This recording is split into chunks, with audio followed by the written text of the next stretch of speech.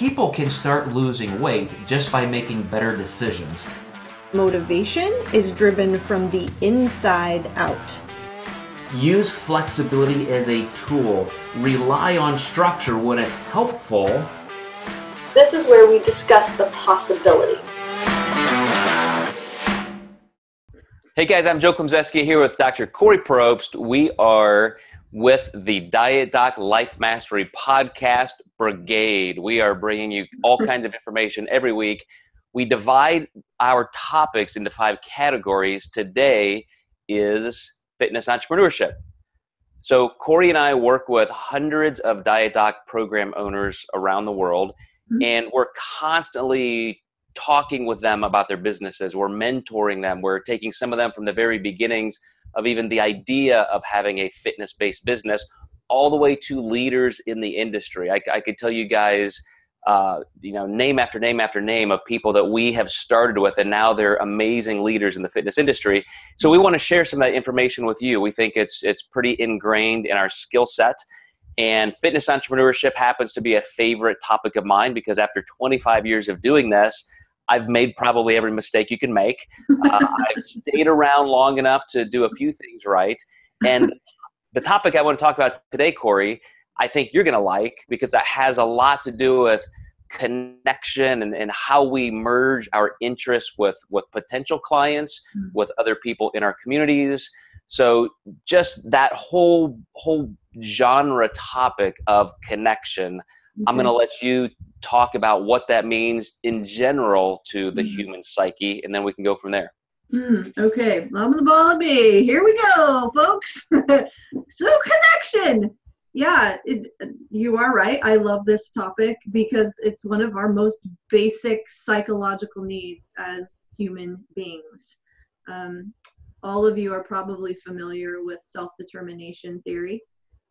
Part of that is the theory of the basic psychological needs, and there are 3 of them, one of them being relatedness, which is a sense of connection and a sense of belonging. And, bare bones, Joe, really what that means is it's not about fitting in.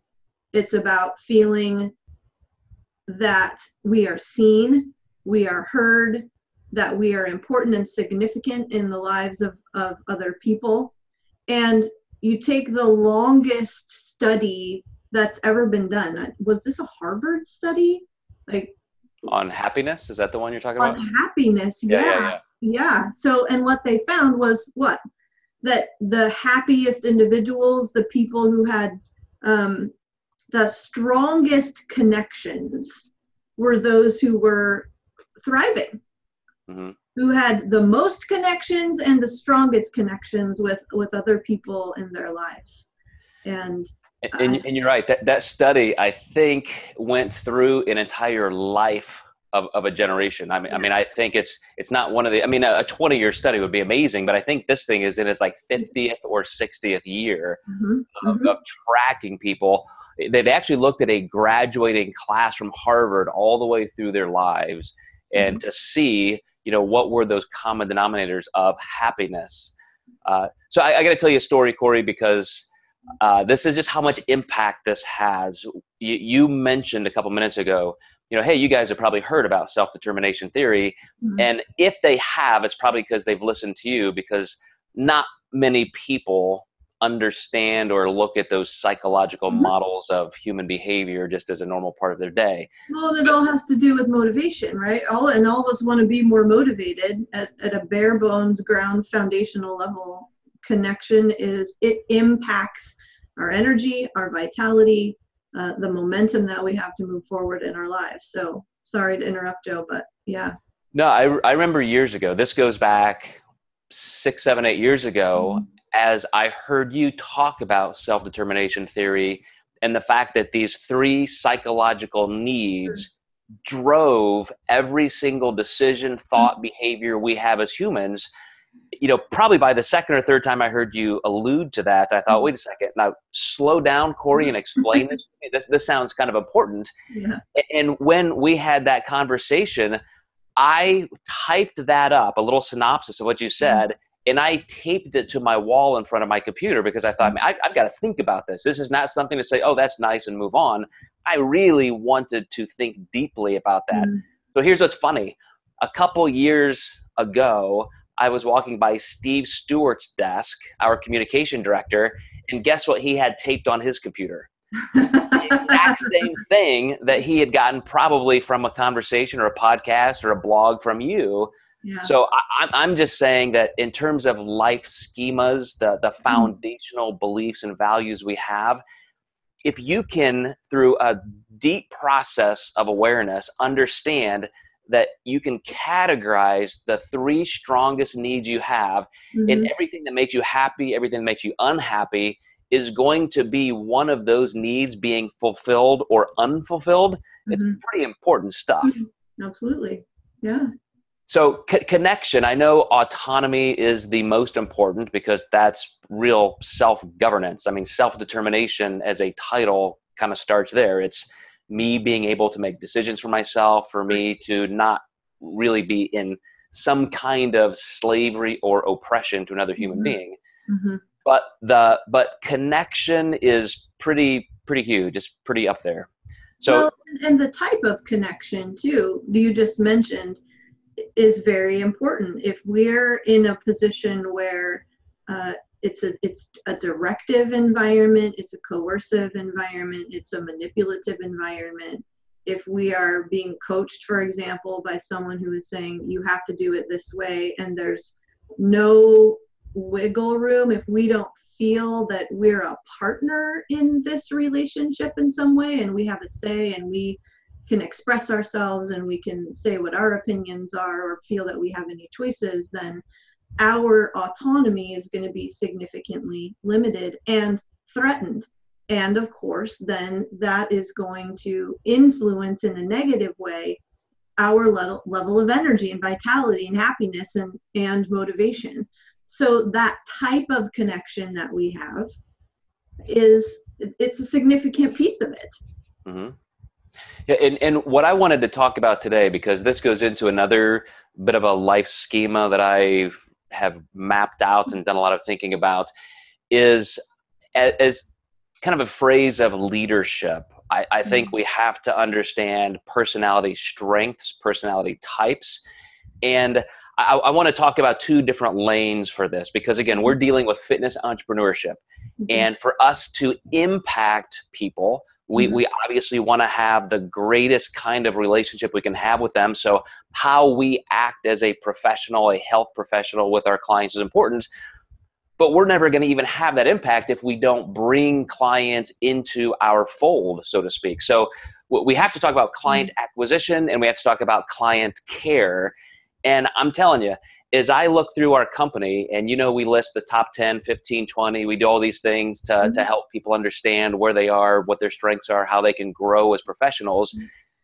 It is not lost on me that every time I look at those monthly lists, the most outgoing, friendliest, gregarious, extroverted people are the ones who lead our company. It doesn't come down to who's got the most education. It doesn't come down to who's got the most connection with a community sometimes.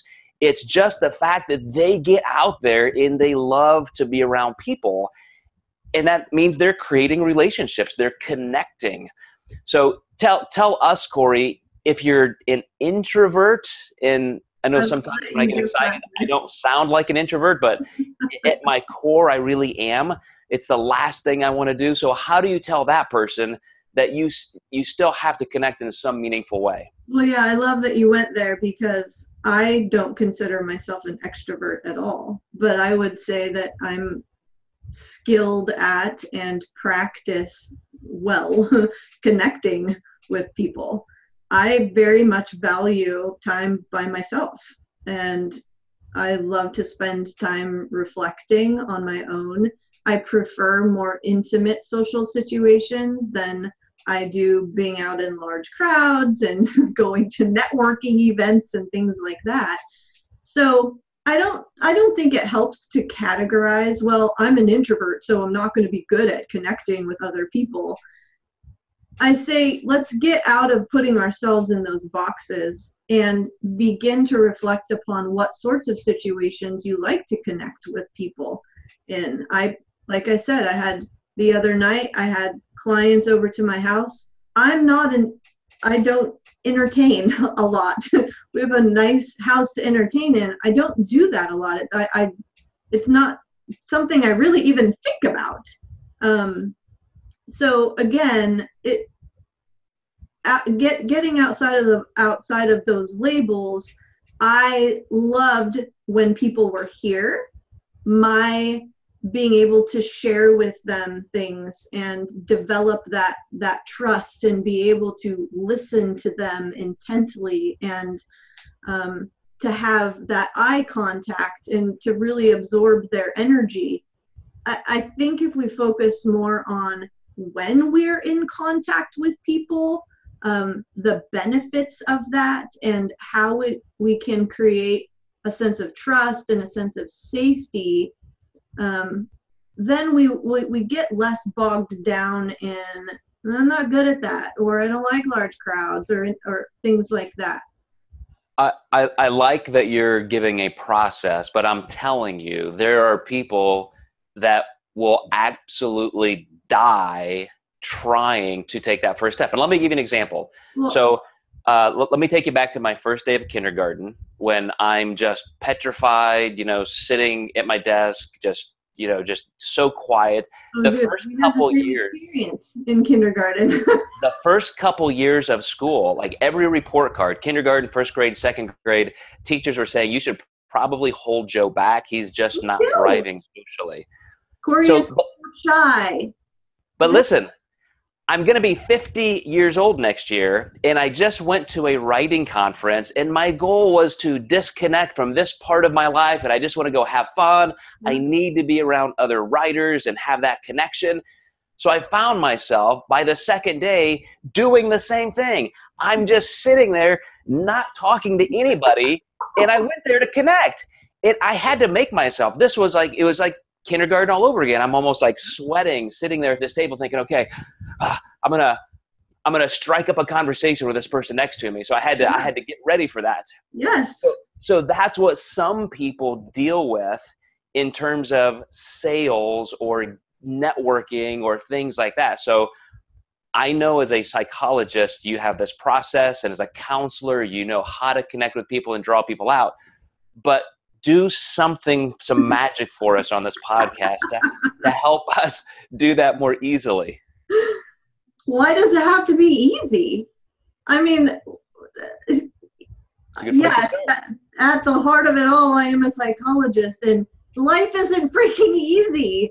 It doesn't have to be easy. We can do hard things, but I'm going to get back to how we can label it as hard and terrible and awful and I'm not good at that, or we can say, this is just what I need to do. This is going to help me grow. It's going to help me step out of these well-worn beliefs that I've, been living into my entire life. And let's just see what happens. What is the worst that could happen? The person looks at me like I'm a nerd or a freak, or who cares? If that's what happens, then okay, I know. And everyone's thinking now, easier said than done. Okay, easier said than done. But let's try. I do like something you said a couple weeks ago in a podcast about a perspective in making it not all about you. Because I will tell you something that made it easier. I was one of the reasons I did decide to go to this event was to meet with some agents. Mm-hmm. And I know I have to be extroverted in a way. I have to give a good pitch. I have to make them understand what I'm all about in a very short window. So I did all that during some formal agent meetings, but then we had this great beer garden wine kind of thing afterwards. We're outside in this park. It's amazing. And one of the agents came in that I really had a good connection with. And I kind of went through that same thing. I'm like, wow, should I approach or should I not? Should I do this? Would it be weird? Would it be appropriate, inappropriate? And so I sat there for 10 minutes having this conversation. And I'm finally just fucking do it. Just go. Yes. And what helped me though, Kori, is some of the things that I wanted to talk to these agents about were things that you and I are working on together. So it's like, I've got to do this for Kori and for our company. And as soon as I went into that mode, it was just, there was no question, dude. there was no hesitation. Yes. I just had this conversation with one of our owners, actually, who she and I, we have a big goal planned together. It's an athletic goal. And we've been talking about this and ruminating about it for the last like 3 weeks. And what I've noticed is now that we've teamed up together and we're talking about, you know, what we're going to be doing together, in a very connected way. Every time I'm working out in the morning, she's in my head, like in a good way. Like I'm channeling her energy because now I'm like, no, this doesn't count just for me. However I'm training now affects her too.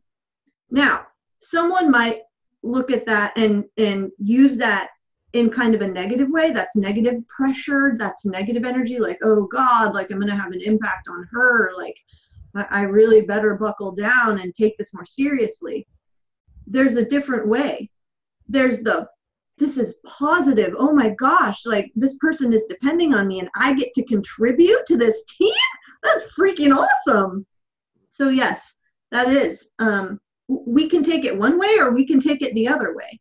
You know, as humans, we have autonomy and lots of choice in terms of the actions that we take, the energy that we embody, the thoughts we're going to have, and how we allow that energy and absorb that energy and what we're going to do with it. You know, I would love, we're almost out of time. I would love to take this into a pretty anthropological direction and just talk about human interaction. But I used a metaphor with our program owners just recently, last couple of days, about how, you know, it's, even if you're an introvert like me, if you're at a dance, you know, your high school prom or something, and everybody's just standing there waiting for somebody to do something, like it's not going to happen. Yeah. Everybody would love to be connecting and dancing, but some people have to be pulled in. So you have to be the one who takes them by the hand and say, come on, man, let's do this. And as fitness entrepreneurs, I think that is especially what's important, because potential clients and clients are looking to us as leaders. You're the expert. You're the one who's supposed to know all this stuff. So grab me and let's dance. You know, they don't want to wait on us, or I'm sorry, they don't want to have to make those kind of decisions and moves. And I think this goes into even an ongoing client relationship where they want us to be active, proactive, reach out, keep coming after me, keep pulling me back onto the dance floor because I really want to dance, but I need you to lead. That's why I hired you. You know, Joe, when we were in Nashville at the owners conference, prior to taking big trips, I get anxious. Okay. Then I get there and all I'm thinking about is, man, like, how is my presentation going to go? I'm worried about stumbling over my words. How freaking long have I done this? You know, most people would be like, really? You're a really good speaker. You get nervous when you get up in front of people and give a talk? Yes, every single time. I've got like, my armpits are sweating. I mean, it's, and when you guys are there, you see me kind of going off into a little corner. I'm in my head. I'm like, okay, I'm going over the intro. I need to be very articulate because my whole thing is I need and want so badly to put it into words what can become very convoluted and confusing topics if I'm not careful. And so I do, in situations like that, I have thoughts about this isn't going to go well, and I'm just going to push them out. And so it is easy and second nature for me to be like back off, to not go and jump into the fray of things and be like, okay, guys, here we go. But I make myself do that because the second I do, there's a flip switched. The second you're actually connected with the people. Exactly. when I get out from this insular place and I walk up there, shoulders back, up to the front, and I'm like, okay, guys, here we go. There's a different energy there. And now I'm having a conversation with people. It's not just my insular, like scared, anxious energy. I am absorbing all of the energies from the audience. And I don't look at it as, you know, me pushing stuff on them and shoving things down their throats. It's, give me what you got, guys. Tell me what's going on for you. And then let's have a dialogue. Let's have a conversation. I keep talking about energy, but it's seriously, it's emotion is really what it is that I'm absorbing, and that's just galvanizing the entire room. That doesn't happen by myself. It happens in connection. And what a great way to summarize and conclude this, Kori, because I agree. All those times, all those examples I gave of me sitting there thinking, oh my gosh, should I, shouldn't I, what's going to happen, whatever. As soon as you start that conversation, you realize that other person is loving it. Like all of a sudden you're making a friend, you're creating this like, whoa, I didn't know you have a 6'4" son as well. So do I. What does he do? You know, and all of a sudden you're having all of this stuff. And in our business, and this transcends any industry or profession, but when you're working with people, again, who have hired you to be a fitness or health coach, nutrition consultant, man, do they ever want you to be the person who is competently leading the process. Yes. And like you said, Kori, as soon as you create that bridge between that gap where both of you might be unsure, it's over. It's game over. That's why, again, people in our company who lead are the ones who take those risks to create the most connections with other people. And I'll just say, here's one other C word that goes right along with creating connection. It's curiosity. If we can open up and just be willing to start asking questions, you know, questions of discovery, and look at connection as an adventure, game over. Now it's fun. Yep. And speaking of connection, I know when we close out a podcast, Kori always asks that you guys go subscribe and comment and all that. I don't want you guys to comment because then I have to actually go read them and comment back. So I don't want to connect with you that way. But I love connecting with people who are actually doing some work. And we have our 50 Days to Your Hottest Summer enrollment period closing tomorrow at midnight. So I know a lot of people watching this podcast years from now, it has nothing to do with you. But we do events like this maybe once a year. We just, we get ideas and we think, you know what, we haven't done something really fun and full of energy for a while. This is that time for 2018 for us. We're trying to get an amazing group of people, and we're putting everybody in teams for this very reason. We want maximum connection so that everybody can be supportive and learn how to have that camaraderie, because as we've discussed for the last 20 minutes, Kori, it's so much easier and more fun to do with other people than to go through some kind of a journey on your own. Yep. You get all those different perspectives, and you know, you hear things that you've never necessarily thought of before. I agree. All right, guys. Well, we'll stop it there, and we're going to be back with you in a day or two with another podcast. And we really do appreciate you watching and sharing. Thanks. Thanks, guys.